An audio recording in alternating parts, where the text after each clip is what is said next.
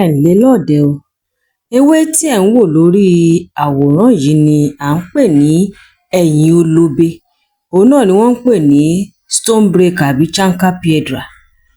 Ewé yìí wúlò gidigidi fún ìlera. Apá kejì là ń ṣe yìí. A ti ṣe apá kan ṣáájú tá ti sọ díẹ̀ nípa ohun tí ewé yìí tó máa ń wòsàn lára èèyàn.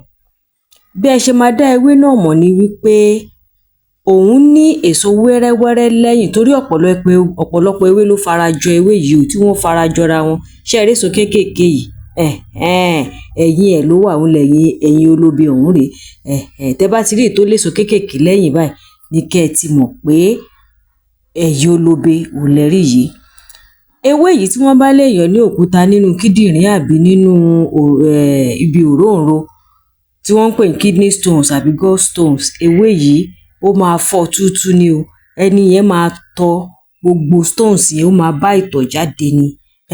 Ó ń ṣiṣẹ́ gidi ni, ó máa bá ìtọ̀ jáde.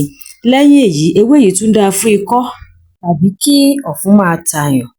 Ó sì tún dáa fún àìsàn asthma, ikọ́ fakànfakàn, ó dáa fún náà.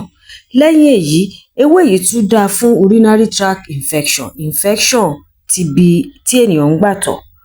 Ewé yìí á máa jẹ́ kí ara ó le, kí èèyàn má ṣe àìsàn, á máa dènà àìsàn nínú àgọ́ ara téèyàn bá mu.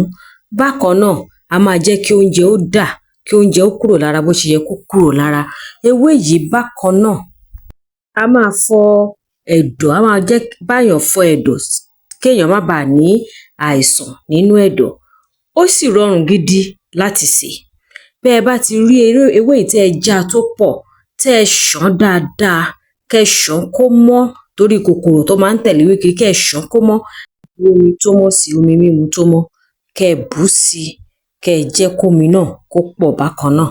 Ẹ wá gbé e kaná, kẹ́ ẹ jẹ́ kó hó lórí iná fún bíi 20 ìṣẹ́jú sí ìṣẹ́jú 15. Lẹ́yìn èyí kẹ́ ẹ sọ̀ ọ́, kẹ́ ẹ wá rọ́ síbì kan, ẹ lè gbé sínú fridge, ẹ má gbé sínú freezer o. Kẹ́ ẹ wá máa mú ní kọ́ọ̀pù kan láàárọ̀, kọ́ọ̀pù kan lálẹ́ títí tí fìrífìrí àìsàn tẹ́ ẹ̀ ń rí téèyàn ò fi ní rí mọ́. Ẹ wá gbọ́ o, kì í ṣe wípé ẹ wàá rò pé tẹ́ bá ti mu kọ́ọ̀pù kan, kọ́ọ̀pù méjì àbí tẹ́ bá ti mú fúnjọ́ 3 kóko ní kára ó le, kò rí bẹ́ẹ̀ o. Àìsàn tó ti wà nínú ara ńgbà míì tó ti pẹ́, kì í ṣe nǹkan tó débẹ̀ tó ti jókòó síbẹ̀ tó ti pẹ́, ẹ lè sọ pé májíìkì àbálùpàídà kan ni kó ṣẹlẹ̀ kó wá lọ níbi ìjọ́ 3 kó lọ níbi ìjọ́ 4. Ẹ máa mú léraléra, kẹ́ máa mú dáadáa, kẹ́ sì jẹ àwọn nǹkan tó yẹ kẹ́ ẹ jẹ, àwọn oúnjẹ tó yẹ kẹ́ ẹ jẹ tó ṣara lóore. Kẹ́ má sì jẹ gbogbo oúnjẹ tí ò yẹ kẹ́ ẹ jẹ tó máa kó bára. Kẹ́ wá mú bó ṣe yẹ kẹ́ ẹ mú láàárọ̀ àtalẹ́ títí tí gbogbo symptom, gbogbo fìrífìrí tí ẹ rí nípa àìsàn tí ó fi lọ. Kò ní jù báyìí lọ o. Ẹ darapọ̀ mọ́ wa, ẹ bá wa nífẹ̀ẹ́ fọ́nrán yìí, kẹ́ bá wa pín káàkiri kí ó lè yé àwọn ènìyàn pé ewé gbogbo lóòótọ́ kìkì ogun ní tò.